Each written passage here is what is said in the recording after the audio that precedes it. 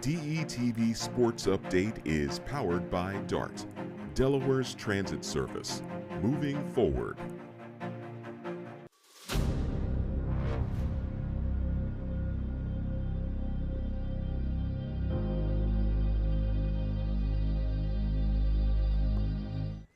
And welcome live inside DETV. We are back. Again, thanks for being patient with us here this summer, and we are now back into our full schedule going forward. We'll be here every Monday to talk, of course, now the NFL, fantasy football just around the corner, and everything else going on in the world of sports. Usual crew is back. As always, I'm joined by Matthew Maurer. Matthew, how you doing? How was your weekend? A week and a half. We've had a little break here coming back. How's your summer going? How's your NCAA College Football 26 Dynasty going? And how you feeling here as we are now into training camp officially underway? Doing good, man. You know, work, chilling, hanging out. Well, I can't say chilling because it's been anything but chilling. It's been hot. 95 today? And something like that. You know what I don't understand is what the heck is going on with nature? I thought we got all the showers in April. It's not happening that way. Now it's June, July showers. I don't know what's going on. It's just constantly raining. I think it's just so hot. I don't know. It's been a crazy summer. And again, that will continue. I think tomorrow we're looking at 95 here in the first state. So everybody stay cool out there. Stay cool this evening and tune in and catch all the latest here in the sports world. We're going to break it all down for you here for the next hour or so right here on DETV. So what do we got for you today? Training camp is officially underway. Fantasy football drafts, they are starting to begin. You're going to hear Matthew and I's now top 25 on wide receivers. So we're going to go through a different position group each week. Today we're going to start with our top 25s and wide receivers. We'll get to that later on in the show. We'll break down training camp. We'll, of course, get Dennis's trivia question and Dennis's question of the day. So all of that to come here on tonight's episode of DETV Sports. So, Matthew, let's dive right in. Yeah.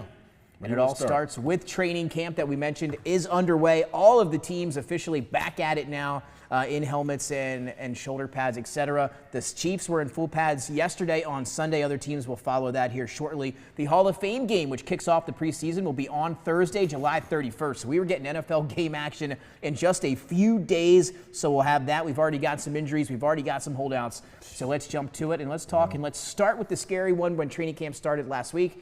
And that was Justin Fields. So his new starter here for the New York Jets, that was their guy. They went out and got him, new coach in Aaron Glenn. And then day one out there, he goes down with a toe injury. He had to be carted off to the locker room, so you never want to see the cart. Maybe means a little bit less in training camp than it would at a regular practice during the season or a game, etc., but you still never want to see it. So Justin Fields was then taken to the locker room. It came back after the MRI, a dislocated big toe. So it was a scare there in time. It wasn't as bad now that we're seeing it as people might have feared then. So a dislocated toe, he should be fine going forward. You know, they're going to take it day to day, see how he's feeling. He was really back on the field right after that, the day after, feeling okay. So let's talk a little bit about the Jets and Justin Fields. Do you take anything away from an injury this early into camp, like a dislocated big toe, et cetera, especially for a guy that, a lot of his production comes on the ground as a quarterback? He's going to be a runner. He's back with his college receiver that he had at Ohio State, Garrett Wilson. They could have a big year together there, but the Jets looking to rebound after a tough Aaron Rodgers year last year. So overall, what are your kind of thoughts on the Jets as a whole? And then Justin Fields, a new scenery for him, could be his last chance to kind of solidify himself as a starter in the NFL. We've been talking about him for years now. So your thoughts on Fields, the injury, and the Jets? Well, first, I'm happy that Fields just walked away, literally walked away. When you first got initial news, you're like fearing like, oh, this might be an ACL or this might be something really impactful. Luckily, it's not that. I do think it will probably affect his mobility somewhat in the first 3 weeks of the season. Typically, what I don't like to see is like what's happened with like Justin Jefferson, where you have holdouts and then you have like hamstrings. Hamstrings to me, when I see those in training camp, I get very leery of taking those guys because hamstrings seem to be things that there is no real ability to like recover fully from it. It's something that's always there, and it's something that will rear its head through the season. So yeah, that's for sure. That's another great one there. Justin Jefferson, the most recent player, or at least superstar, to go through an injury here recently. He's going to be week to week, so he is not going to be back out in the field, as Matthew talked about there.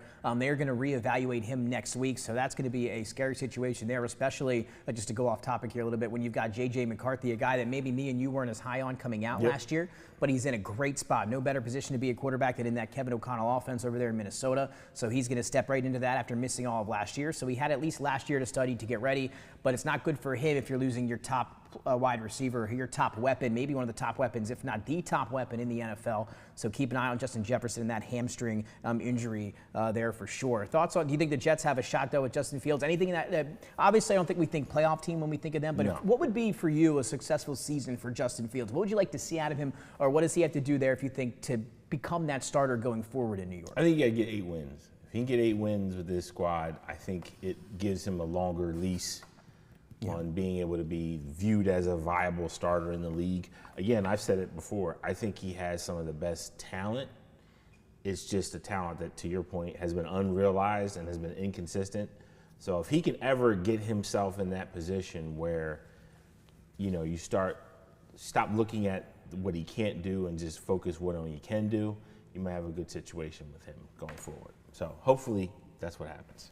Yeah, we're going to pay attention to Justin Fields there in New York and what the Jets do. And again, could be his last shot in Fields to really put together a season that lets the NFL know he is a capable starter going forward there in that league. Some other big holdouts that Matthew referenced there earlier. Trey Hendrickson led the NFL in sacks last year for the worst defense in the league in Cincinnati Bengals, and they have not gotten that deal done yet. And then on the flip side, offensively here in the NFC East with the Washington Commanders, Jaden Daniels' number one target, Terry McLaurin. He's holding out. He is there at camp, though. Hendrickson is not. So he's a hold-in Terry McLaurin once that new deal was fantastic for Jaden Daniels and the Commanders last year. 13 touchdowns for Terry McLaurin. Again, we're going to talk about these guys later in our fantasy football segment. But McLaurin's been fantastic. He was kind of that big player, that big weapon for Daniels last year that allowed him to have the greatest rookie season that we've ever seen.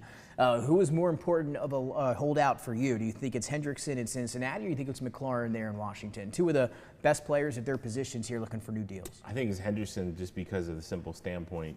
The Cincinnati Bengals, the time is now. If they don't get going in the playoffs, they waste a lot of things. I mean, they have T. Higgins. They have situations that I think if they don't get forward, this group of guys, I think there's going to be a massive overhaul in Cincinnati. Because, I mean, what haven't they given these guys to win? They've given them a lot. The one thing that I would say about that hurt Cincinnati is they never really have fully addressed the offensive line. And I think the run game is a little, we'll see. But other than that, they have the talent offensively. I don't think anybody can argue that. This was a team that got to the Super Bowl. People said, like, this is it. We're starting to see Joe Cool. He's going to take his steps forward. Now, I think most people have Burrow as a top 5 guy in the league. Absolutely. But I think I think the Bengals have to capitalize on this time frame. If they don't, then he's just a guy with immense talent who just can't get talent around him to win. Kind of like what Matt Stafford dealt with in Detroit for a couple years. And again, they got to fix that defense. Historically bad, one of the worst we've ever seen. And that was with Hendrickson leading the NFL in sacks last year. So if you take him out, as Matthew said there, and they really got nothing on defense, it would be hard to be worse than they were last year. But if you don't have Hendrickson, you're looking at being even worse than last year. And again, there was no team that was as successful offensively as the Bengals in NFL history and had that poor of a record and did not make the playoff. I mean, it was a historical season offensively and a historical season in a negative way for that outcome that they had for being so good offensively. They were that poor defensively. So again, they need Hendrickson back. They are close on contract talks. I think guaranteed money is kind of what they're hung up on right now. So we'll see if they get that done. I do think they will get it done here in the near future. So I think he will be back in Cincinnati here shortly. Terry McLaurin, I think as well. I mean, they love him over there. They've been preaching and talking about how important he is to that organization, especially after what he did last season. 13 touchdowns. Again, I don't know if he's going to get there this year, and we'll talk about him later on in fantasy. But he is so instrumental to that team as a leader, as a weapon on offense. That deal will get done. Again, he's looking to get, I think, in the DK Metcalf range of price tag there. But again, he's a few years older than DK Metcalf, so that's kind of the dilemma there is do you give him that money as a 31-year-old wide receiver?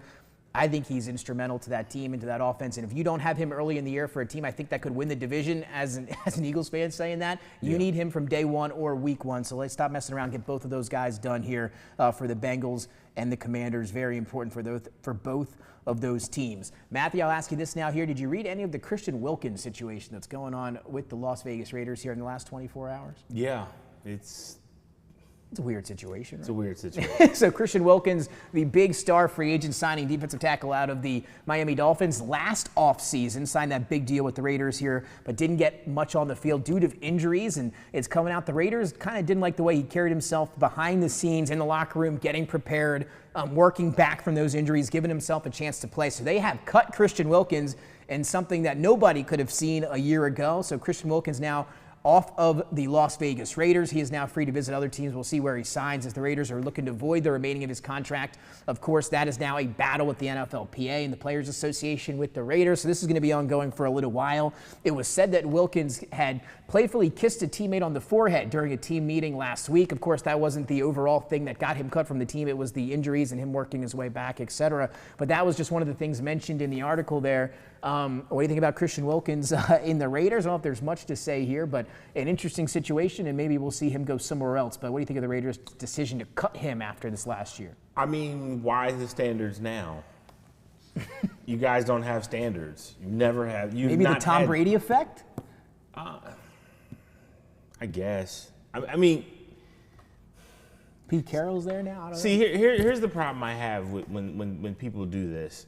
And it's like, I've seen it in football, I've seen it in basketball. New ownership takes over, they say there's going to be a standard, and they apply that standard. Now, here's the thing. You still got to go out and get talent, because the one thing that I can tell you right now is to get a room full of gentlemen who act fully professional and are fully, the kindest, most wonderful human beings on the face of the earth, you're not going to win many games in the NFL. Like, the NFL is a situation where we saw players that we know we didn't like Bill Romanowski, Richie Incognito. You need guys that are brutes. You need guys that have a certain skill set, and that skill set isn't always wrapped around professionalism and everything else. You need talent. And at the end of the day, it's great that the Raiders have this standard. Maybe this is what they're going to be moving forward. But at the same time, understand you guys have to have a win. You have to have a winning culture. You have to have a winning organization. And a lot of that starts with players. And if you're going to cut Christian Wilkinson, you're sending, I think, maybe the wrong message to potential free agents, which is, I don't know if I want to sign there because look at what they just did to him. So some people are saying, right? Yeah, that's definitely going to be talked about around the league. And of course, Christian Wilkins is people have explained, very outgoing person. He does kind of those little things like that. He'll kiss you on the forehead, etc. And I guess it just happened to rub that player, we don't know who it was, the wrong way. Filed a grievance with the Raiders organization in HR. So a little of the old HR thing going on over there in Las Vegas. So again, Christian Wilkins, he's an outgoing, crazy guy. We'll see if Dennis got that video we sent from earlier. But he's just a different type of player. And I guess with this new Raiders ownership, coaching staff, et cetera, we'll maybe see they're going to go in a different direction. But Christian Wilkins was phenomenal 2 years ago without the injury when he was on the field. That's fact. So we'll see where he goes and maybe he can help a team there on that defensive line. Because when he plays and he's healthy, he is a very good interior defensive lineman. So we'll see what happens with Christian Wilkins here shortly in the NFL. I think maybe in the next couple weeks he'll find himself a new home there. And we'll get you that video of Christian Wilkins. I want you to see this one, Matthew, here in a little bit. But we're going to move on unless Dennis has it there. He can bring it up at any point. We're going to keep going on. So training camp wrapping up. Is there anything else from training camp, Matthew, that caught your eye or that you're looking forward to? We are now officially, a few days in to training camp, which I believe got started officially a few days into last week. Yeah, I think there's a lot of talk about Cam Newton and his, I guess you'd say, critique of quarterbacks. And I've seen people accuse Cam of targeting players who look like him and being a little harsh on black QBs. And I gotta be honest, he's an equal opportunity guy because he took shots on Brock Purdy and I didn't see a problem with it because it was true. Everybody. Yeah, he takes shots pretty liberally. I don't get the whole narrative that he's jealous of guys. I don't think he's jealous of guys. I think he feels that What he did was took a certain level of skill and a certain level of talent, and it did, but I think he's holding that to a higher degree than maybe somebody who's operating in a system and needs a system to thrive. That's Cam. That's what he feels. I mean, at the end of the day, I'm not going to tell him he was wrong. It worked for him. He got an MVP. And I think at the end of the day, when you have people and I've been seeing a lot of people take shots at Cam Newton. Well, he didn't win. He didn't do this. This happened. Da, da, da. I agree with Cam Newton. Are we going to argue the point, or are we just going to talk about what he didn't do? We can say whatever we want, and I can tell you this right now, and I don't think it's up for debate. I dare anybody to debate me on this. I dare you. I triple dog dare you. Look at who he took to the Super Bowl, and look at who Jalen Hurts took to the Super Bowl. Look who Brock Purdy took to the Super Bowl. It ain't comparable. It's not. The offensive side of that ball for the 49ers, I'm saying my team, so people don't come at me, you Eagles. Eagles too. There's no comparison compared to who he took to the Super Bowl. Anybody that wants to debate me on that, I am all free. You can get all the smoke you want and twice on Sundays. And I'm going to tell you right now, y'all ain't going to say nothing. You're just going to shut up and be quiet because you know and I know they had nobody. And this is this day and time where people give LeBron James credit. Look at who he took to the championship. They lost, but look at the Cleveland Cavs. We do this everywhere else. Go look at that team with the Carolina Panthers. Tell me the guys you see there that are going to be in Canton. I double dog dare you to tell me them guys, because there's only one guy I see that has a potential chance in Canton, and that's Greg Olsen. That's about it, bro. That's about it. Maybe there's a couple other guys on the defensive side. Maybe I think Peppers might have been on that team. Yeah, I'm trying to think but that's about it, bro. And Peppers was long in the tooth. That wasn't the young Peppers, and I don't even know if he was on that team. But I'm just saying, look at that team from head to toe, and then get back to me. Tell me that Cam is wrong in what he's saying and what he feels. I'll wait. And again, just to talk about it, because you brought it up, and again, this was not on the doc, but I'm with you here, because that's been the big thing here of the last week. And I'm an original Cam Newton fan back when he signed with the Florida Gators before he went to Auburn. I've been a Cam fan. I got the Panthers jersey. I had all the jerseys growing up of Cam Newton. I'm a huge Cam Newton fan, and as everybody knows here on this show, I'm Jalen Hurts' #1 fan. Yeah. And again, and for me, this is again, I don't think we have to go back and do this one versus the other, especially now that Jalen's still playing. I think once this career's over, we can talk about it. But Cam was the man back then. I was in North Carolina for the time period while he was with the Carolina Panthers. I mean, he was must-see TV, and I will agree with you 100%. Those teams are not in any way similar, especially offensively. The Carolina Panthers had a good defense. Eagles had a good defense, whatever. But you're right. When you look at the offense, and again, they had a good running game, but that was because it was led by Cam Newton. Yeah. Jonathan Stewart and D'Angelo Williams were fine. They were a good 1-2, the original Thunder and Lightning punch they had there. That was because you had Cam in the shotgun, belly reads, and he pulled it. And again, the arm was great. He could really throw the football. You could say he was not just a running quarterback. He could do everything. That's why he was the MVP. I had picked them to win that Super Bowl. Unfortunately, Von Miller had the best game ever out of a defensive lineman. He was phenomenal in that game, and Panthers couldn't really get it done, unfortunately. But Cam Newton was a difference maker in the NFL for that Carolina Panthers team. Again, Super Bowl 50, they were able to get there, NFC champions. One of the best seasons, from a quarterback, one of the most memorable seasons that you're going to see. And again, when you look back on it, Jalen hasn't had that season yet, right? He would have, I think, 2 years ago if he didn't get hurt that shoulder. He missed the final 4 weeks. He was the favorite to win the MVP that year, but you get hurt and you miss the final 4 weeks, you can't get it done. So it's obviously didn't happen. I think he could have a season like that eventually, maybe down the road where he could be back in MVP contention. But as of right now, Cam has, if you were to look at all the seasons, the best season out of both of them here to this point. So again, I hate to play that game, but being a fan of both of those guys, I agree with what you said there. Cam and that team. I mean, we could talk about the receivers. Ted Ginn Jr. That was the one. They thought they were getting a star in Kelvin Benjamin out of Florida State. That was a disaster in the first round. 1 year. And he barely even played. You said it. Greg Olsen was his best pass catcher. Jericho Cotchery. And I know we're missing one more. We ain't gonna talk about the O-line. But the one more isn't, it's not something they're going to be like, oh, God, how do we forget it? It's a one more that can be forgotten. Yeah. So, and we ain't going to talk about the O-line. Again, Cam.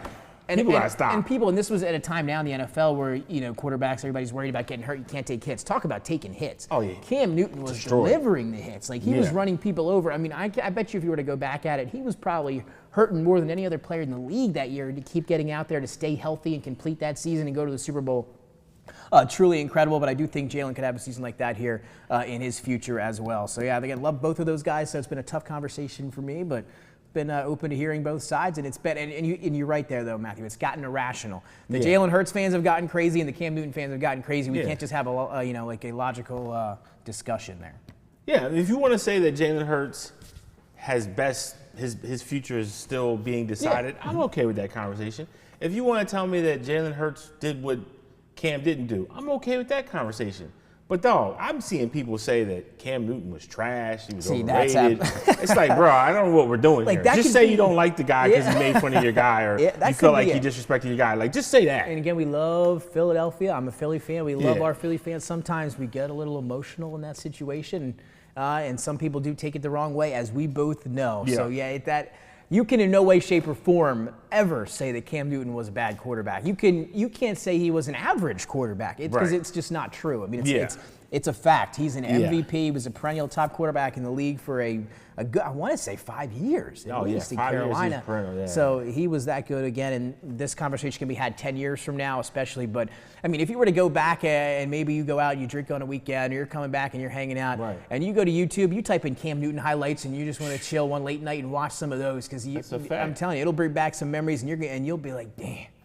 I mean, and it's not even just like the like look at these throws. I mean, he's throwing to like, he had a laser. Look at that back shoulder there. I mean, that's Olsen right there. I mean, even in college, Jason Avant sighting. Oh yeah. Even in college, though, if you look at his college team, they weren't loaded with offensive weapons. He was, and funny you brought that up. He was the only player, if I remember correctly, from that offense at Auburn to be drafted. And I think to be drafted in general. Correct. And that could be wrong because it sounds insane. I'm not saying first, second, third round. I think to be drafted. To be drafted in 7 rounds.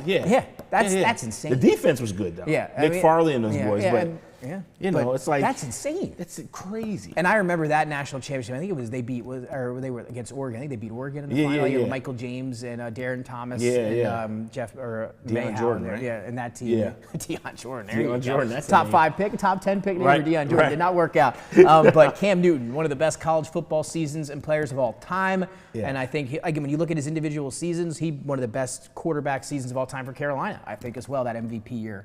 That he had. But unfortunately, and again, just before we move on, it all comes back to that fumble. People are just going to bring that up over and over again. Again, that has nothing to do with, the stats, et cetera. But because that kind of puts a damp, I guess, on a dim light on Cam Newton's career, I guess, when you look at that. But you got to focus on the good time. Again, that season was just absolutely incredible. So we're Cam Newton fans here. I would love to hear Dennis's perspective. Dennis, are you a Cam guy? All right, there we go. So we're unanimous up here too. Again, Jalen, love Cam, and they were both fantastic, and hopefully Jalen would continue to be fantastic as well. But you can't take anything away from Cam Newton. No. And anybody that does does it not a good. I don't even know what to say. Doesn't have sports knowledge, I guess you could say. So let's keep it going. NFL training camp. Before we move into our fantasy top 25 here, Matthew, about 20 minutes into the show here. Any sleeper teams that you're paying attention to, just as a whole, when you look at the NFL here? Any team that you think might be just held a little bit in the radar? Not a team maybe you think will make the playoffs, but has a chance to maybe be or get over their over/under in wins. A team that's just going to exceed some expectations. I think the Jets, if Fields stays healthy, they got talent on the offensive side, and I think Fields gives them the one thing that they haven't had in years, which is a quarterback that doesn't need a strong offensive line. He just needs a good one, and it's better too. On top of that, but that's been the Achilles heels of the Jets for the last 5 years. It's been the offensive line has bled water. It just everything gets through there. So I think that's one of the great. I mean, look, one of their players literally became the guard for the Eagles. That's right, and was he? Boy, what a season it was for Mekhi Becton. Wish him the best over in L.A. That Chargers offensive line looking real good for Amari Hampton and Najee Harris. We'll talk about them at a different point. 350-pound guard is crazy. Super Bowl champion now too. How about those rings? I know you saw those rings here in the last week and a half. Oh yeah. Yeah, they look good. For sure as well. I'm going to stay in the division with you, Matthew. I'm going to go with the New England Patriots. I think I mentioned them a few weeks ago as well. Mike Vrabel's really got them, I think, locked in, dialed in. Year 2 jump sophomore season for Drake May, who had a very good under-the-radar rookie year.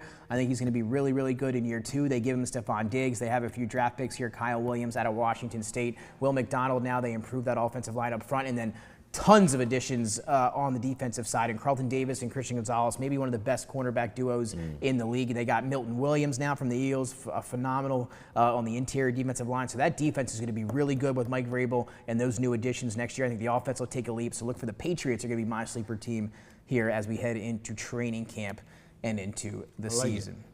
So here we go. You ready to talk some fantasy football? Let's go. We've been previewing it now for a few months. I mean, even into last year, we wanted to get into it. We wanted to bring it to you guys, and now we are here. So this is our fantasy football series. We're going to do it every week here at the second half of the show, or part of the show here every Monday. We're going to break down position groups, our tiers, some stats for you, things to know. And then, of course, we're going to get, as we get into August, our official 10 or 12 team mock draft live here on DETV. If you want to be a part of it, if you are an avid fantasy football fan, reach out to us, comments, do whatever you want. We're looking for some more people to fill up this mock draft for our show, and we're going to break down the entire thing here for a little over an hour here in the upcoming weeks. But before we get there, it's time to break down our position groups. And today we start with the wide receivers, which is now in fantasy football over the years has kind of become that premier position group, right? It was always running backs, years ago, and now it's become the receivers. Maybe the most depth at the position can give you the most boost, especially if you're in a PPR league, points per reception. So we are going to talk about the wide receivers today. So that all starts here. We're going to get our rankings, our tiers. We're going to talk about them and talk about the differences, how we feel about certain guys, maybe who our favorite sleeper wide receiver is, who's our favorite top tier wide receiver, etc. So we're going to do that for you now. But before we get there, I want to show you this video of Christian Wilkins. I hope Dennis still has it.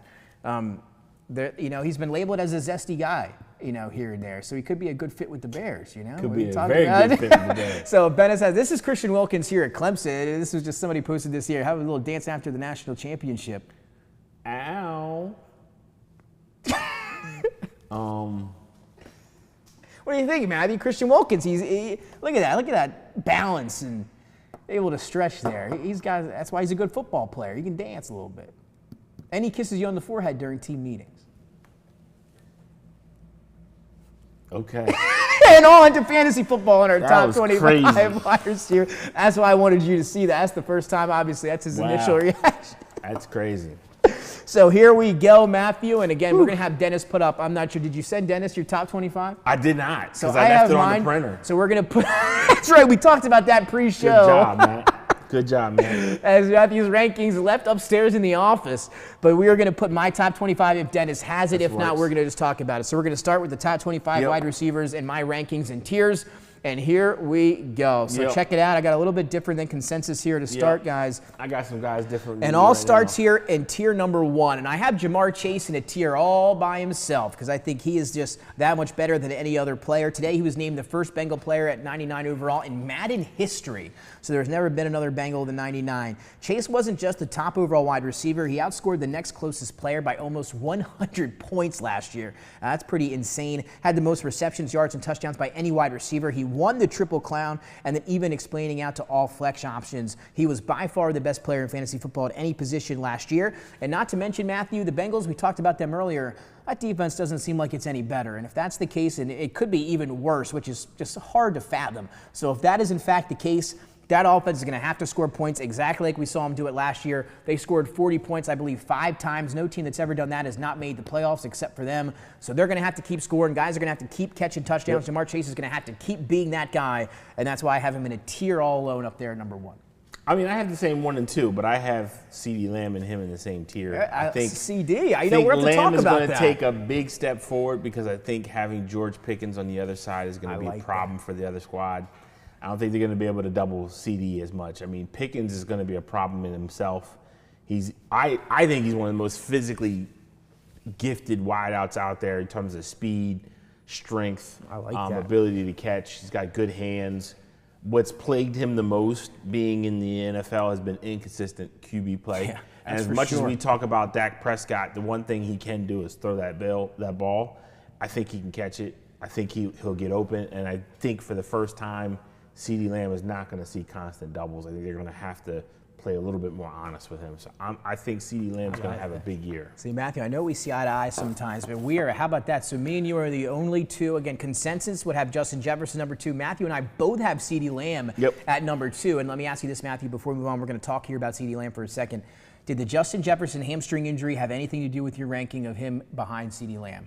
Yeah, I took Justin out of my top. I have him 5th. Okay. Gotcha. We're going to get the rest of Matthew's top 4 here, but the hamstring injury, a little scary here, especially in training camp. And as Matthew said earlier in the show, that's just one injury, the hamstring, that lingers on, right? It's hard to be 100% healthy from that going forward, especially if you're playing on a weekly basis, unless you try to sit out 4 to 6 weeks.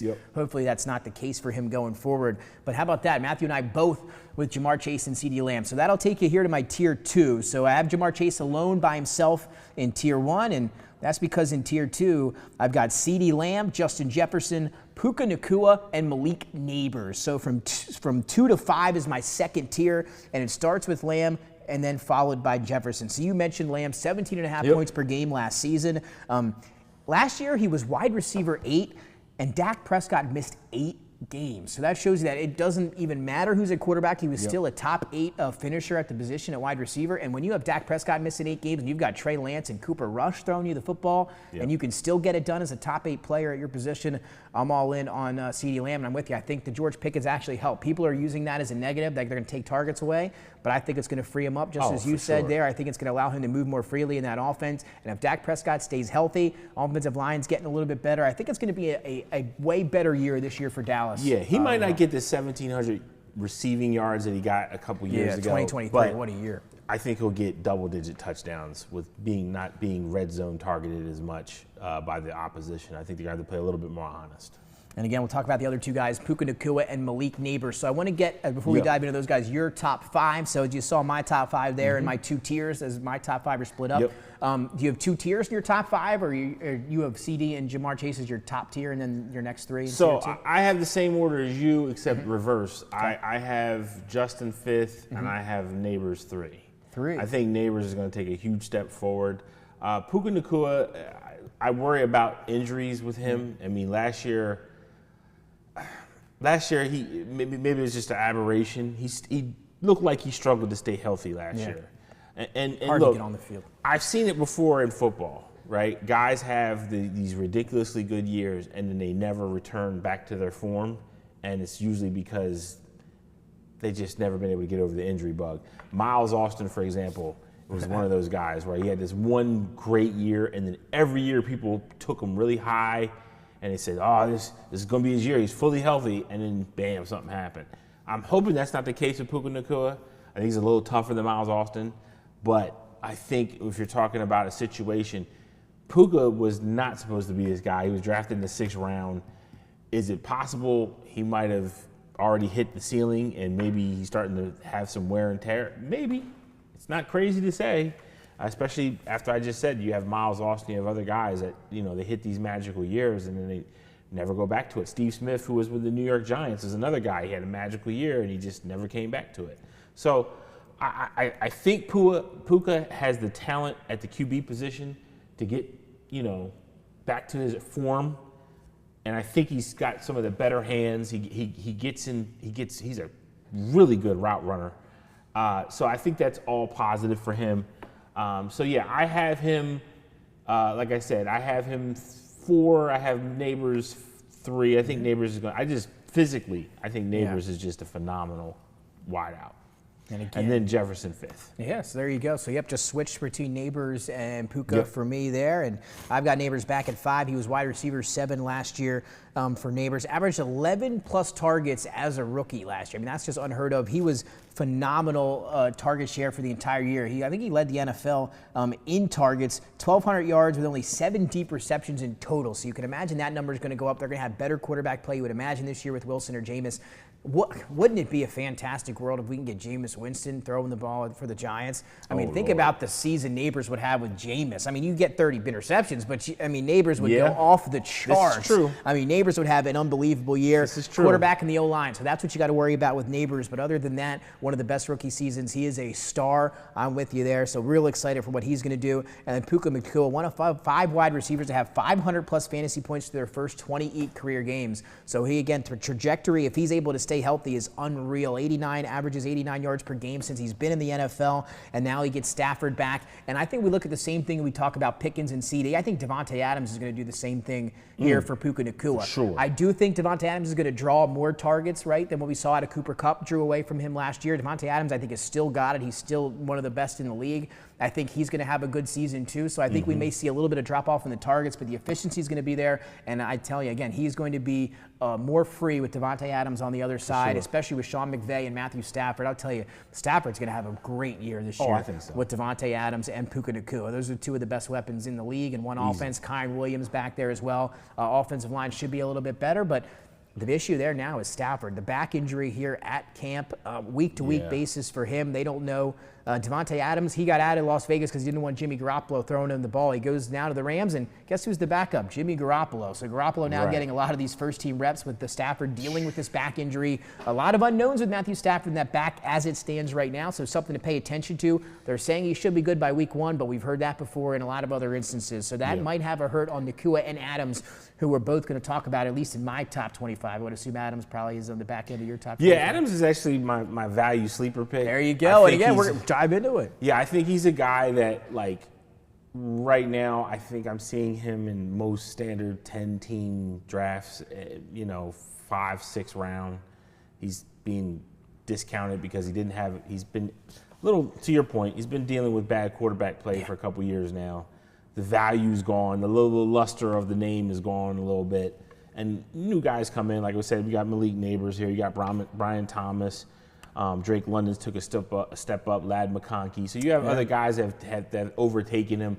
So I think it's dropped his price down a little bit. And I think it's dropped his price down to a point where I think you can get him reasonably in a 10-team league. I think you can get him in round 5 or 6.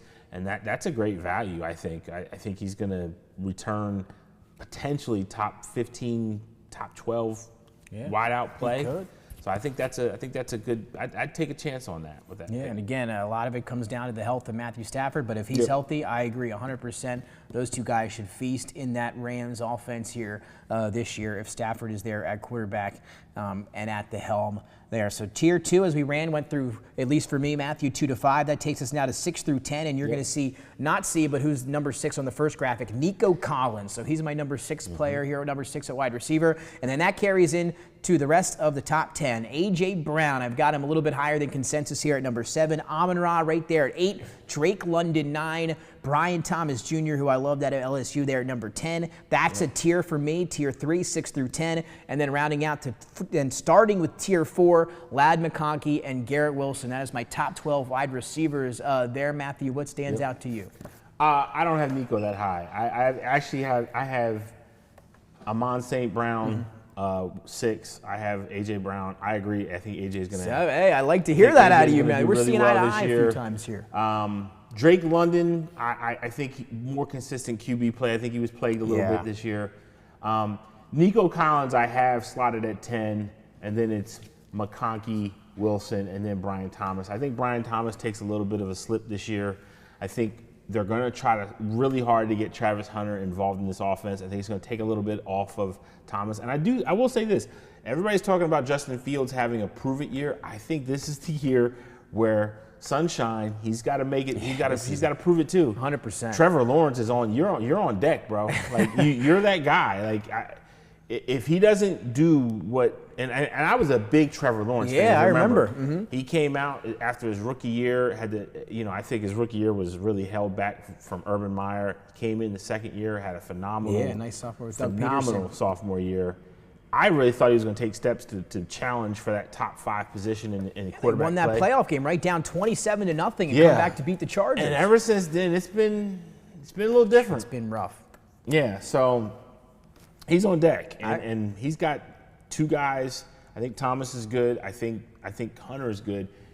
He's got to make it work. Yeah, I'm with you. I mean, that team is looking good now with the addition of Travis Hunter offensively. And that offense, that's a good, I think, analogy there for both of them. I think it's Fields and Lawrence, both do-or-die years for both. Yep. I mean, I don't know how you couldn't say it is for Trevor Lawrence. I mean, what is this, year 5? Are we all the way in year 5? We're in year 5. Mike, I mean, yeah, he does have the one playoff win, but that's what you look back to. Other than that, there's been a lot of inconsistency for a player that was on certain draft gurus' boards, had a higher rating coming out than any quarterback since Easily. Andrew Luck. Yeah. I mean, he was the highest rated quarterback of the last 10 years, I would say. Coming out of Clemson, he was, the top prospect out of high school. He was the golden guy, as you mentioned. You needed the number 1 pick that year. Correct. And the Jaguars were fortunate enough to get him, and he has not panned out in that way yet. So a lot still to come here. Can he still be that number 1 player? Could he be a Super Bowl champion quarterback? That's what he was drafted to be, and this is the year to find out. Travis Hunter, who I had as the number 1 wide receiver in this year's class, Brian Thomas Jr. was one of my top players of the class 2 years ago, and he exceeded all expectations in his rookie year. Brenton Strange is going to be, I think, an acceptable tight end, filling in for Evan Ingram. You've got the 3 running backs with Tank Bisbee, Travis Etienne, and now the rookie Bashal Tutin. So you've got some guys there, new management, new head coach, a new offense coming with Liam Cohen, who was phenomenal with the Bucs last year. So this is it. If you can't succeed now with these weapons and this offense with this team, I think we're going to have a hard conversation next year about who's the quarterback for the Jaguars and what Trevor Lawrence, what's his future, what his future holds for sure. So him and Fields in the same boat there. But to your point, I am all in on Nico Collins. I got him at number 6. The issue with Nico Collins, and when I do these initial rankings before we get into August, for me, I don't really look at the injury part of it, right? I just try to see if these guys were all healthy for this amount of time. And I know that's not, when my final rankings come out, that will not be the case because it's hard to do that with certain players each and every year. But Nico, when he's on the field, is just unbelievable. He's the highest graded PFF wide receiver in the last couple years when he's out there with over 93. He had 489 yards through his first 4 games last season, was number 1 across the board in rankings, and then had that hamstring, which we talked about now. Justin Jefferson kept him out 6 weeks. It's bad. He scored a 60-yard touchdown, pulled his hammy on the touchdown. We didn't see him again for 6 weeks. So it's all about the injuries. He said today on the NFL Network that he is feeling 100%. He is ready to go. But again, you looked at some of the other guys we talked to in this top 10 that we like, quarterback play and offensive line play. We obviously don't have questions about C.J. Stroud, but not a great year in his sophomore year, right? One of the best rookie year before Daniels was him 2 years ago. Last year, a really down year, a major down year. He had just one game with over 20 fantasy points the entire season. That's hard to believe. So we'll see what happens with C.J. Stroud. But the offensive line was one of the worst in the league, top 3 worst offensive line last year. Didn't get any better. They traded their best offensive lineman in Laramie Tunsil, their left tackle, their blindside to the Commanders for some picks. So I can't imagine, Matthew, how the offensive line gets better from last year when it was already the worst in the league. That scares me about C.J. Stroud. But again, Nico Collins can do a lot of his work in the short game and take it the rest of the way. He's got that intermediate, middle of the field taken care of. So I don't have the doubts of Nico, but the offense for the Texans now, Joe Mixon also hurt coming into training camp. The offensive line, no run game, might make things a little bit tough. And again, when you think about Tank Dell injury, you got to have those 2 rookies from Iowa State help out early. Yeah, I see. My problem with Nico is just the unknown with him. I think he's a guy that you could take.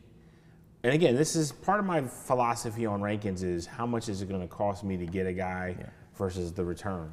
Yeah. I think with Nico, you're going to have to spend in a 10-team league. We're talking about 10-team league. Early second, right? Yeah, early second. At least second round. At least second round. Some people might take him. I don't think maybe top 10. But I don't think he should be top 10, but if you're crazy in terms enough, of overall, we're saying. Yeah, I agree with you. Yeah, but that's the problem. I struggle with where I'm going to get him versus what the trade-off's going to be. Now, again, like Puka, maybe this was just a 1-year aberration, and now he's back at it and he's doing well. Yeah. I hope that's the case, but for me, I just don't want to buy that price point. I think that price point's a little too high right now for me. Look, talent-wise, I have seen Nico, and I will say to you, I think in theory that is why Stroud suffered so badly last year. Yeah, absolutely. Is not having Nico definitely, you could tell he leaned on Nico a ton. And I don't think anybody saw that as much. But definitely with not having Nico, if we're being honest, that was the major difference between the year before and this year. Like, they just didn't have that cohesion for Stroud. Stroud struggled. Even with the bad offensive line play the year before, he was getting the ball out. He was making plays. Without Nico Collins, he suffered. And it was very clear that he needs Nico. So I think Nico has a good chance to definitely return as long as he stays healthy. Yeah, that's the key part with him. Absolutely, no doubt. And I really, like you said, I really hope he does because he is such a difference maker. When he's out there. So now let me ask you this here. Again, you have your rankings just went over your top 10. I'm going to give you receivers now, and you're going to tell me Do you have Nico ahead of them or behind them? Yep. So I'll give you a name, and you either say Nico or that name. Ready? Yep. Amon-Ra. Got him above him. A.J. Brown. Above him. Drake London. Nah, I probably have him above him. So that's where you slide him in there. Yep, Yeah. right there. Then obviously you have him ahead of Brian Thomas. Yes.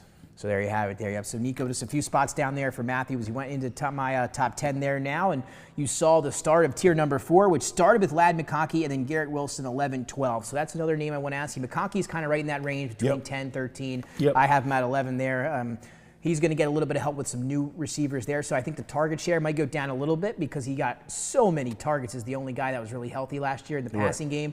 But we all know that the Chargers want to run the ball with Greg Roman and John Harbaugh. So that is what they are going to do. They want to run the football. So we'll see how the target share looks this year with some new additions in that wide receiver room. Quentin Johnston's had a good start to camp. Yeah. We'll see how that goes. Not his biggest fan, but Ladd McConkey, again, is a very good player. So I have him at number 11 here. I want to ask you about Garrett Wilson, though, because I have him here at 12. I think the consensus rankings, a lot of those draft experts out there have him around 17, 18 in wide receivers. So I have him at 12. Do you like that or do you not like that? A little too rich for my blood. I would probably take a risk with I'd probably take Jackson Njigba. Hey, JSN. I'd probably go. And let's do the name game then. Let's do the name game here with Garrett Wilson. So I've got him at 12. Again, a lot of the expert consensus rankings around 17, 18. Yep. So here we go. Ladd McConkey. Yeah, I take him. There you go. T. Higgins. No. Garrett Wilson? I take Garrett Wilson. Mike Evans. No, I take him. Tyreek Hill. I'm gonna say I think the Chiefs are gonna have a down year. Oh, so this is Wilson then. You're still keeping Wilson up ahead of these guys? There you go. And you said JSN you would take over him? Yep. Terry McLaurin. I'd take him. Take McLaurin or Wilson? Oh, McLaurin over Wilson. And then Devontae Adams, who we just talked about. I would take him over him, yeah. So there you go. So you have him right around where the experts, I guess, have him right just a few spots below there. And like you said, so let's talk about it. For me, I think he's, even if you look at the quarterbacks that he's had, just in the 29th overall pick in the 2024 NFL Draft is feared to have torn his ACL in practice on Monday. So that's something we talk about there. We'll get that name and everything figured out here. Instead of just saying the name, to say the 29th pick is a little interesting way to put it there to make us try to guess. But we'll talk about that here in a little bit if that comes up in some bigger news. But let's talk about Garrett Wilson here. To me, it's a bonus having Justin Fields. If you look at the quarterbacks he's had, Zach Wilson, he still had 1,000 yards with Zach Wilson 2 years ago. Last year, obviously, bad quarterback play in Aaron Rodgers, plus he had Devontae Adams on the other side who drew a lot of those targets away. This year, you lose Devontae Adams, and you give him his college quarterback here in Justin Fields, and they were phenomenal at Ohio State. I think that target share is going to be through the roof for a team that might be playing a lot from behind. We know they're going to want to run the ball a little bit, but they're going to be playing from behind, I think. And I think Garrett Wilson's going to get a lot of targets here from Justin Fields. Like what we saw to DJ Moore 2 years ago when he had Justin Fields that final year in Chicago. He was a top 12 to 14 wide receiver because Justin Fields had peppered him with so many targets. And Garrett Wilson, in my opinion, and I think a lot of people's opinion, is a better player than DJ Moore. And I think in this offense with Fields here with the Jets, I think he's going to thrive. He'll get a lot of targets. I think he's going to have a huge impact, a lot of production for Garrett Wilson. Hopefully the touchdowns come, but I know for sure he'll have the yards and the receptions in that offense being the focal point there. No, I'm not mad at it. I mean, I think for me, Garrett Wilson represents a little bit more of a risk pick for me. He's a guy that you could take him and you come off with a top 10 wideout. He's a guy that you take him and you get a top 20 wideout. The range of possibilities is large with him. For me, if I had to take a chance, so like Garrett, I think you got to spend a 4th round pick on him right now in a 10-team league. In a 12-team league, you're definitely spending a 4th round for him. So I think in the 10-team, he's probably going in the back half of the 4th round. 12-team, he's definitely going in the middle of the 4th round. So I think what I'm comfortable probably reaching for is if I'm trying to get like a home run hit, a guy that might be a bust or burst pick, I think I like Jameson Williams, for example, as a guy that I might take a swing at. There you go. So, and that's a good one to have here, and we'll know whether he's in your top 20. I'm going to say he's out of my top 25. Is he in your top 25? Oh, for sure. I like that. So again, is that, and we're going to get to this later in the show, but we talked about, is that your sleeper wide receiver pick of this upcoming draft? Jamison Williams. I like that one for sure. Just traded him away in Dynasty over the summer in my Dynasty League. I traded him, Pacheco, some picks, and a few other good players, and I got Neighbors back. So I was happy with that deal. I'm with you. And that was only because of the second half of the season that he had last year. That was why you're able to make that trade, because he looked so good down the stretch. Yeah. And now in this offense that's not run by Ben Johnson, that's not going to be as maybe particular. Look for J-Mo to have more of an impact. Dan Campbell, the coaching staff, said he's been phenomenal this offseason. Oh, for sure. And they're really excited. They said he could make the biggest leap, and he already made a leap last year. So that is a good sleeper pick there. I do like that in Jamison Williams. So let's go back to the list. You heard my top 12. Now let's go 13 to 20. This all remains in tier 4. So 11 to 20 are all these guys in my same tier, and it continues here. T. Higgins, when he was on the field last year, he was absolutely phenomenal. Helped me win a fantasy championship down the stretch here in the home league last year. Mike Evans at 14, I got him a little bit higher because we do this every year. Every year we put Mike Evans down this list, and he just continues to shock and finish as a top 15 wide receiver. Yeah. And also the schedule, playing those teams twice a year, I think helps. He's basically at this point, he's a tight end. Yeah. Wide receiver 14 last year, 17 points per game for Evans. So I've got him right back at wide receiver 14 this year. Yep. And then you talked about Tyreek Hill. You think a down year's coming again from what we saw last year. I think he picks it back up. If Tua Tagovailoa stays healthy, I think the Cheetah is back this year as a top 15. I think Waddle was the bounce back. And that's another, it's a good point. A lot of people are saying it could be his prime year now, and Tyreek Hill steps away. So I see exactly where you're coming from. But I'm going to have the Cheetah as a top 15 wide receiver. Terry McLaurin coming in here for me at number 16. So I have Tyreek Hill at 15, McLaurin 16, Evans 14. Those guys ahead of who I think this guy that you have ahead of them, and that would be Jackson Smith and Jigba. Yep. And let me be clear here, Matthew, I love JSN. I think he was phenomenal. He was wide receiver 9 last year for a team that threw the ball out the wazoo. Yep. He had DK Metcalf on the other side. Again, this is not for me, a shot at JSN here at 17. It's a shot for me at the offense. They signed Slinging Sammy Howell, who I'm not, or not Slinging Sam, Sam Darnold. See, for when you said there, is Sam Darnold Sam Howell, though? Is that what we're getting to? Yeah, pretty much. Oh, my gosh. But yeah, it could be that. But Sam Darnold goes to Seattle. Yep. They get Cooper Kupp over there now. Here he's going to be playing in the slot. And they get Kubiak as the new offensive coordinator. And if you know Clint Kubiak, what does he like to do? Run the football. That's right. So I think coming into this year, I think we're going to see a lot of this Kenneth Walker and Zach Charbonnet out of the backfield for Seattle. I think it's going to be a different offense, a lot of zone here. And I think we're just going to see a little bit of a downtick in the pass production. I think overall as a team, I think the passing is going to be down. You don't have Geno Smith anymore. That was a complete different thing. You have Sam Darnold in a different offense. So again, I love JSN as a player. That's why I only have him down at 17. But the offense scares me with Clint Kubiak. I think it's going to be a lot of play action, a lot of running the ball. And JSN will be that guy. He's going to be that top receiver for that offense. But I just don't think the volume is going to be enough to be a top 15 or a top 10 wide receiver. No, love him as a player. I'm not mad at that. I'm not mad at that. But I think the one guy that you have, I think last, I think 18th, I think he's another guy that could be a lottery ticket. I think Rashee Rice. And that could be my sleeper. There you go. Rashee Rice. I have him all the way up here at 18. So again, a little bit higher than some of the expert consensus ranks. Yeah. What do you think of him? I think I think we talked about Mahomes and his lack of production. I think you get him. You got Xavier Worthy with another year. Yeah. And then you have Kelsey, who basically is just a pass-catching possession tight end at this point. He doesn't have the ability to extend plays anymore. But he's a very good possession tight end. Yeah. I think you could see Mahomes return to, top 5, top 3 quarterback production. And that's going to be big for them. I think that Rashee Rice was the definite cog that they were missing last year. I like that. I think that when we're talking about wideouts, I think some of these guys are going to go up because they're on an ascension, and some of these guys are going to come down. I'm not mad at Tyreek Hill maybe getting another chance to extend some plays for Tua. I just think at the end of the day, I think Waddle was really just had a lost year, and I think if you're the Miami Dolphins, you have to do one or two things. You have to say who is the future, and how much are we going to allow this guy to decline. Last year, Waddle was unusable. If you had him in fantasy, 1 touchdown, I think, maybe. Yeah, it was nasty. Like, he didn't do anything. Yeah. And you can find Waddle pretty, I mean, you can see him in 8th and 9th rounds right now in most mocks. I mean, he's really a guy that has very low ceiling right now to a lot of people because of the lack of production. I mean, he was just terrible. You couldn't use him. I had him last year on my team, unfortunately. You're right. It's weird. It's hard to say, but he was, like, you say unusable, but that's how you have to put it. Like, he was someone you could not put in your lineup last year. Not at all. It was, and again, especially without Tua, and even when Tua was back in the lineup. So again, some people could be in on that Jalen Waddle again having a big year. Again, a lot of it falls on Tua, right? If Tua's healthy, then they could do it. The offense has to stay healthy.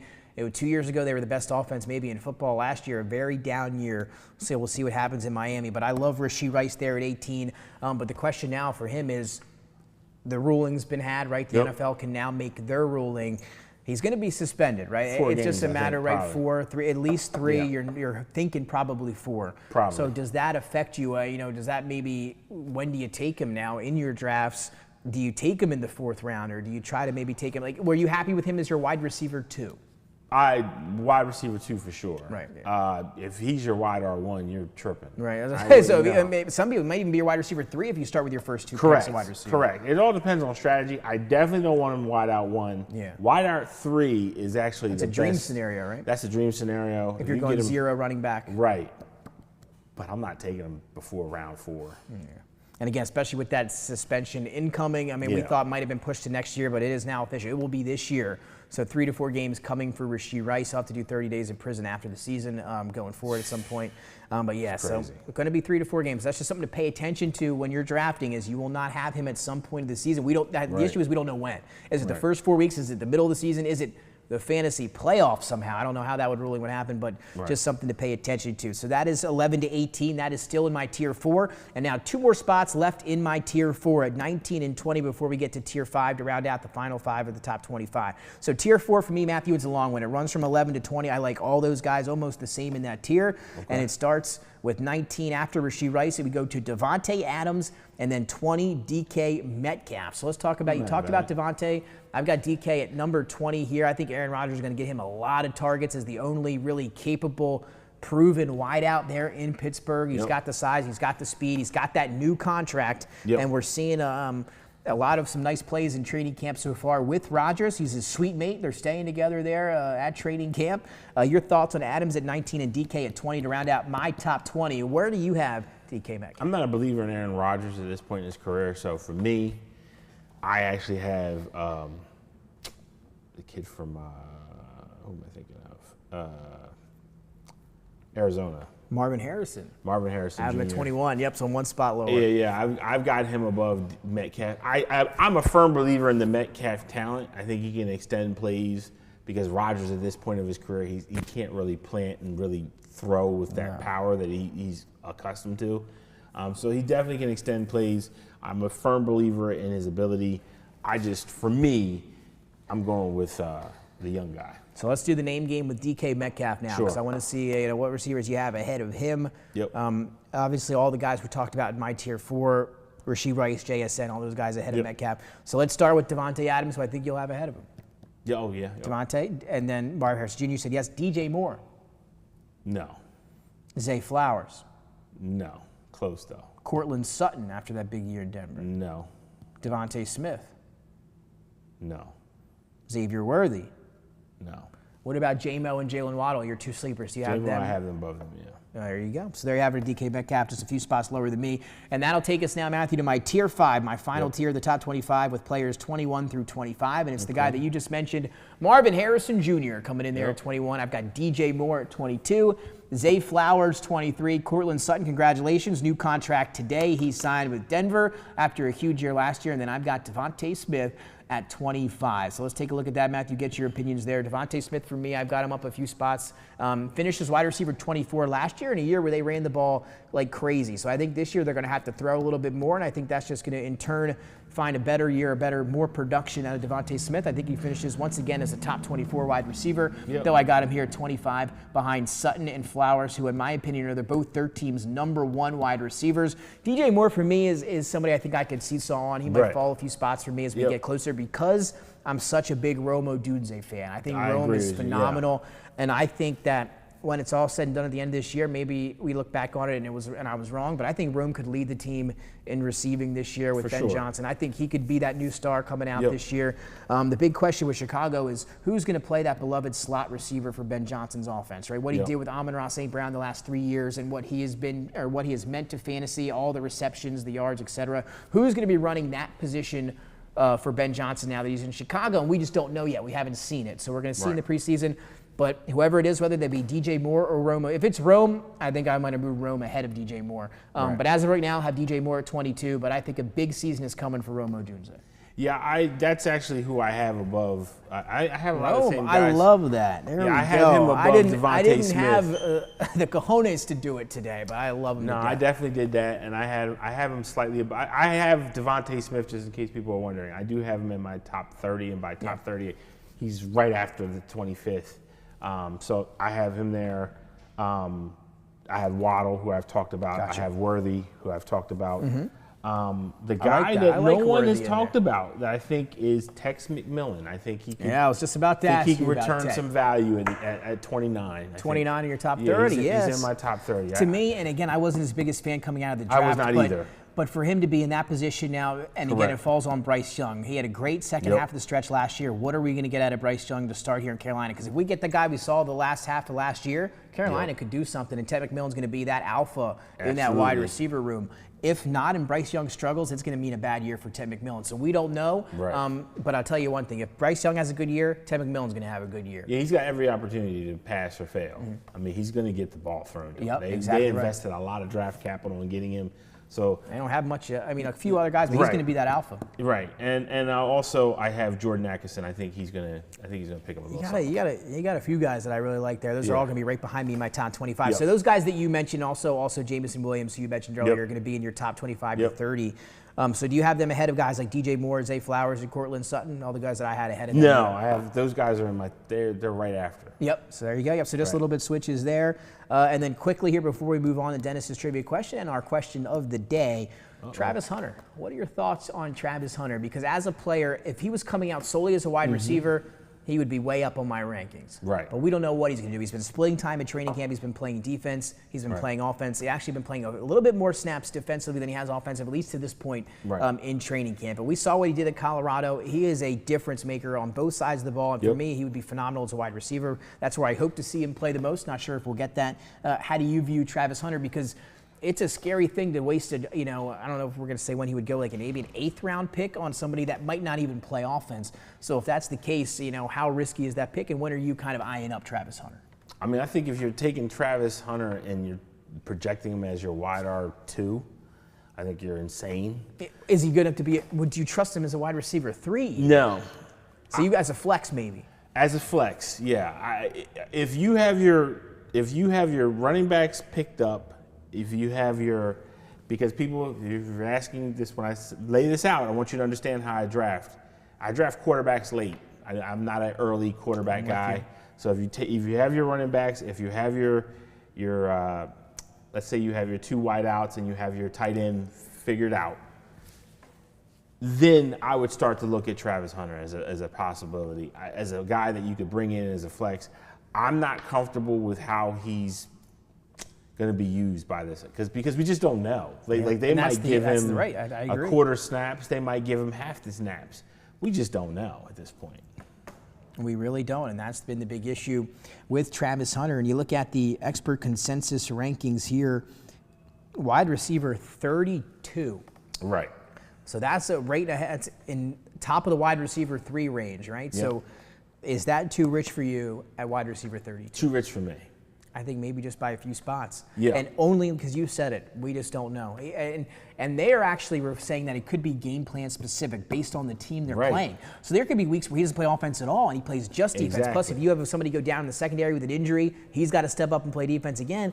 It's just, it's like, scary to spend draft capital. Give me Olave, give me... Olave, well, that's somebody that scares you a little bit too with those concussions. Oh, for sure. But as a player, I love Chris Olave. Deebo Samuel, I take as a potential guy for that slot. I mean, again...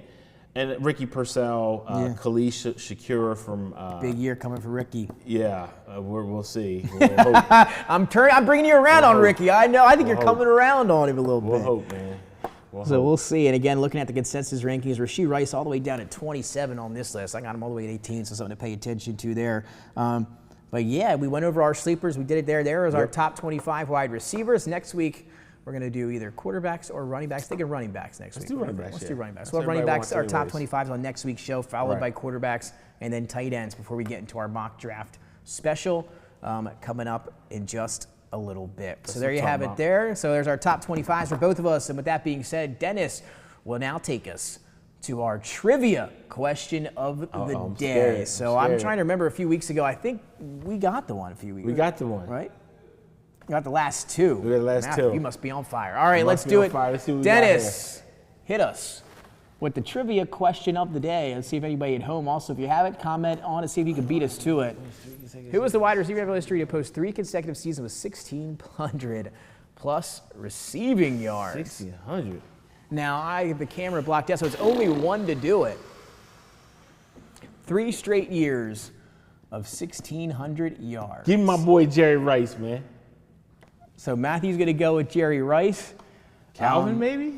He was somebody I thought of. I'm trying to think of because you got to be getting the yards. I think Tyreek Hill also comes to mind for me because he's had a couple times. I'm going to go with the Cheetah, and Tyreek Hill's my answer. Matt's going to go with Jerry Rice. Let's get one of these here and bring it home for us, Dennis. Calvin Johnson, isn't it? Antonio Brown! What am I doing? I wasn't even thinking. He slipped my mind? He slipped my mind, too. Yeah. Oh, man. That one hurt. Again, Dennis, these are phenomenal questions, by the way. These are phenomenal questions. Antonio Brown. We just talked about him. He's one of my favorite receivers of all time. That one is, I'll take the L on that one. That's my bad. I should have had that one. Nasty work right there. Man, Tyreek Hill, too, I guess. Strikeout. Two for Tyreek Hill, though? Jerry said those guys must have had 2 seasons of 16. I know Tyreek Hill has at least 2. Look, I know we joke about Antonio Brown's CTE and all stuff. That guy had some years, though. He's still the best receiver I've ever seen with my eyes. I think he is the best receiver I've ever watched play. That's crazy. Yeah, and I was a huge Antonio Brown fan before he went off the rails there. So listen to this: 1,500, 1698, 1834. He was a bad man, and again, that's why I say he's one of the best, if not the best, that is of crazy. all time. And again, I have to try to get Tyreek Hill has 9 seasons, but I must have been way off there. But that was a good question, Dennis. That was a good one. As that now will take us to our question of the day, which is a little bit different, something we're going to discuss and answer for everybody at home. No specific trivia or answer required. All right, Dennis, hit us with that one now as we're still trying to figure out how we missed this one. Which wide receiver outside the top 10 will finish as a top 5 wide receiver? So now we're thinking outside the top 10. We talked about our sleepers. Outside the top and you 10. gave a few of them. We gave our sleepers. But is your sleeper good enough to be a top 5 guy, Matthew? Your sleeper was Jameson Williams. Are you going to go with him as your sleeper here? Does he have that capability to be a top 5 guy? Or are you going to take another guy outside the top 10? I got to look at this. So I'm looking outside the top 10 to be top 5. Now, we're talking outside the top 10 of our rankings or outside the top 10 of last year's finishes. Because if we were to go outside the top 10 of last year's finishes, I'll go with Drake London. But because of Drake London being in my top 10, and I have to go with somebody outside of that going into the top 5, I think you got to play risk, right? Because you got to go with somebody that has a chance at a high ceiling. That's what you're trying to do when you're looking for guys outside the top 10. So I'm going to take one that I don't think you might agree with, Matthew. But I'm going to go with Tyreek Hill. I'm going to go with the Cheetah because he's done it before. He's had just the one-off year last year. I think if you're looking for a top 5 guy, I think Tyreek Hill could be that, as you mentioned, that quote-unquote lottery ticket here. I think he could return to form and be a top 5 wide receiver in that offense in Miami. So I'm going to go with Tyreek Hill. I'll go with Marvin Harrison Jr. I think I think he's got the talent. A lot of unknown there, right? But there's unknown in the quarterback play. But if he gets some things going, and look, JMO I think could return, but it's gonna be tough. It's gonna be addition by subtraction. They're gonna have to have an injury that takes place, and you don't want to see that. And if you're getting top 10 and top 15 value out of JMO, that's phenomenal. Oh, that's for sure, huge. for sure. Absolutely. Yeah. So again, before we move on to our final words here on DETV Sports, quickly, Emanuel Clase, another gambling probe here, Matthew, this time in baseball, the best closer in baseball. It was crazy too, Matthew, because I'm in a fantasy baseball league, and obviously if you're just a baseball fan, Emanuel Clase last year was the best closer. He's been the best closer, a phenomenal closer for years. And then all of a sudden this year, it was crazy when you watched him pitch. Balls were going in the dirt. They were going on the backstop. He was wild. He was giving up. Last night he blew or 2 days ago, he blew another save in the ninth inning. He gave up a 2-run. I mean, he was blowing saves like he had never done before. Right. And then it comes out today that he has been on paid leave here, as he is now under investigation for gambling. So what do you think about what we talked about this years ago? We talked about the NBA, and now here we are, 2025. And I know that you talk about it a lot, is that when you allow gambling to be at the forefront of a lot of these organizations, a lot of these sports leagues now, I mean, years ago, you couldn't combine the two. They couldn't even be in the same sentence. And now here we are in 2025, and you go into the stadiums, into these arenas, and they've got gambling casino windows right there on site for sports gambling. It is a different world we're living in now in 2025. There's a direct link and correlation between sports gambling and sports in general. Yep. Here we are, another one in baseball. We had a big one with Ohtani earlier last year. Yep. And now Emanuel Clase. And as a closer, you come in the ninth inning as a closer, the game's on the line. Yeah. There is nobody that has a bigger outcome or a direct impact in a baseball game than your closer coming in with a 1-2-3 run lead in the ninth inning. And now we're learning this about Clase. What are your thoughts here on him? And just again, we're having another MLB investigation with one of the best relief pitchers in baseball. I mean, I really asked this question just trying to be somewhat intelligent. Just what the hell are we doing? Like he's got money. Yeah. Like you got money. You're making more money than most people will make in a lifetime. You're playing a sport that kids play for millions of dollars. You have fame. You have prestige. I just don't get thrown away for and you find out a lot of these bets are like $30,000. They're not like these gargantuan dollars. Like it's like 30,000 here or 40,000 here. I just don't get what people are doing, and I don't get why baseball wants to repeat the White Sox scandal of the 1908. I don't know why you want to do that, because it's going to happen. There's going to be a position where somebody is going to mess something up so bad that it's going to come out, and it's going to maybe wreck the sport. I mean, I remember as a kid, and I'm not saying that that's what happened, but I remember the stench when UNLV lost in 1991. The stench was the fixers did it. That was the stench. And we had several other things that happened during that time, where you had certain gamblers who were like helping some of the guys, and you saw bathtubs of them in hot tubs of women with these fixers, and all these things were going on, and I don't know why these sports are so running towards this finish line of destruction, because it's going to be an event that's going to happen, and they're not going to be able to bury it with a quote-unquote interpreter, because we all know who the interpreter really was. That guy's name is, you know who his name is. I don't have to tell you. Well, I say same league, and again, it's a little bit different as a closer, and a guy maybe not making as much money as some of the other guys that we're mentioning, but making enough. So that's tough there. But is there any way you think that this can be fixed now? You talk about basketball. You think the Lakers and the Kings in the early 2000s, and then obviously with Donahue, and with all that stuff. And what do you think? Is there any way? Can we come back from this now that we've opened that door? And no. The floodgates. It's like the NIL. It's like NIL. Once you open the floodgates, there's no putting the toothpaste back in it. Toothpaste is out, man. It's out. You can't put it back in the bottle. And I think that's unfortunately what you got now, because these leagues are addicted to that money, and that money has helped them push contracts higher than they've ever been. And the house always wins.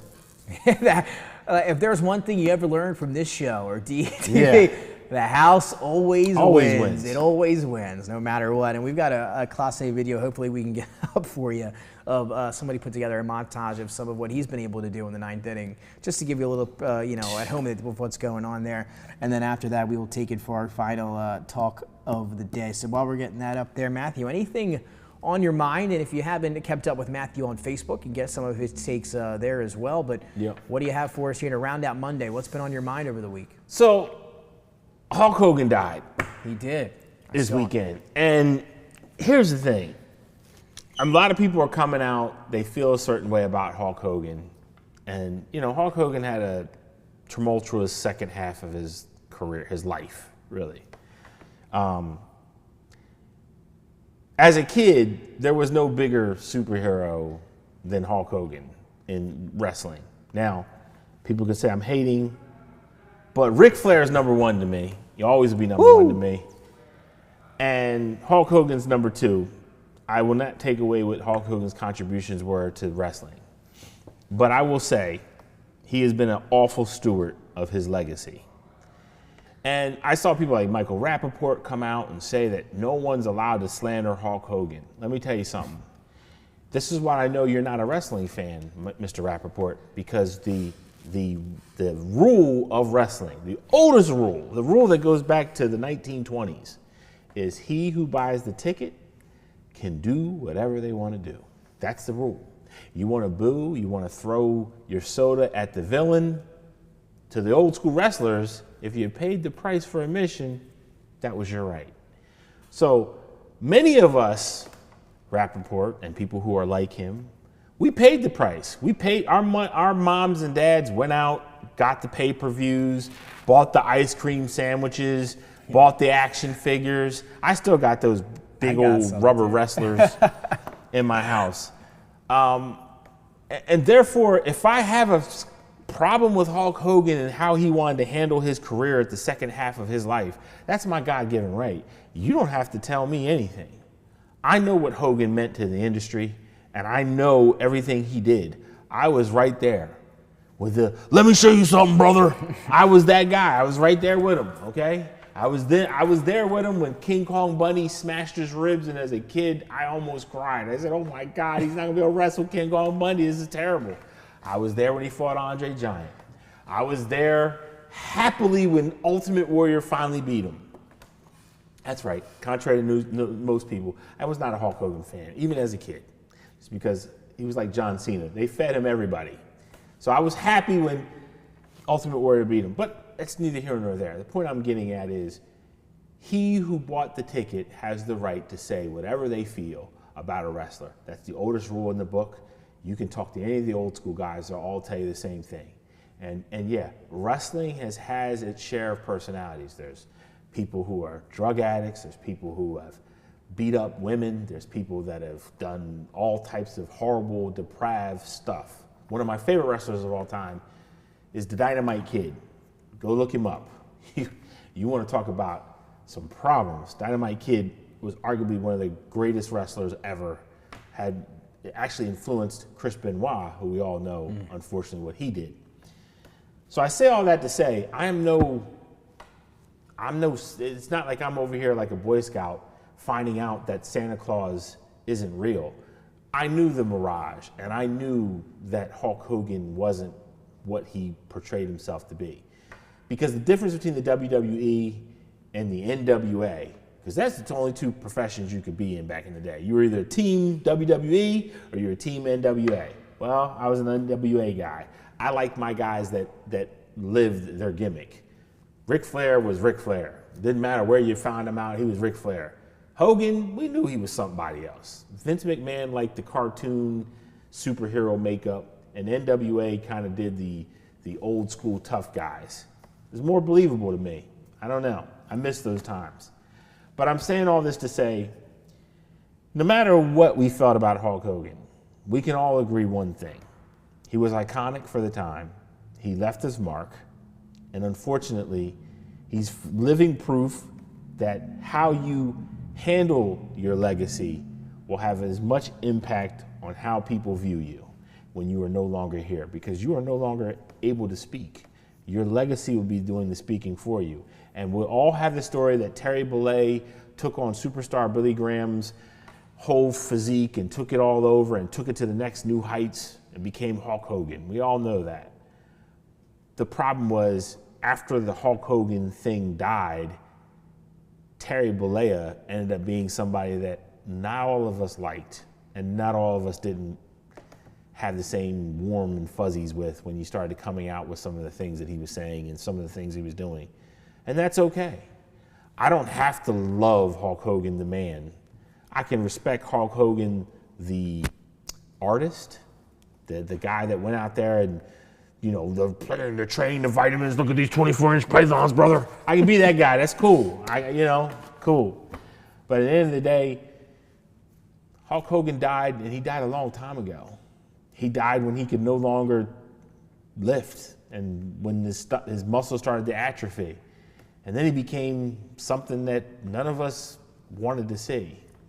And that's the real sadness in Hulk Hogan. Isn't that he got old. It's that he got old and the mirage that he created for himself withered away with him. And what we were left with was the shell of a person named Terry Bollea, who was not a great person to a lot of people and said some mean, horrible things. So for people that want to browbeat people, look, you can love them and I can hate them. And you know what? That's wrestling, guys. Grow up. There you go. How about that? Way to end the show here on a Monday.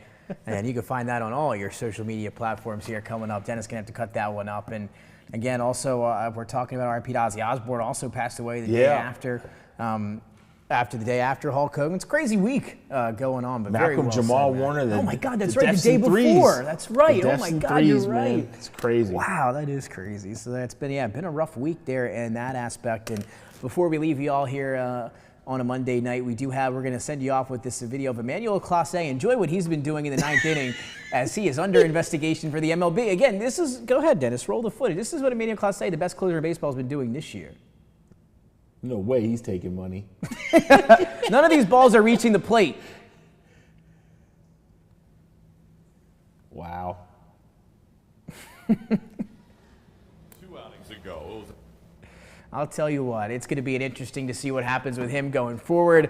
But for Matthew, for Dennis, and myself, we will see you next week. Our fantasy series continues with running backs on next Monday. Have a good one, everybody.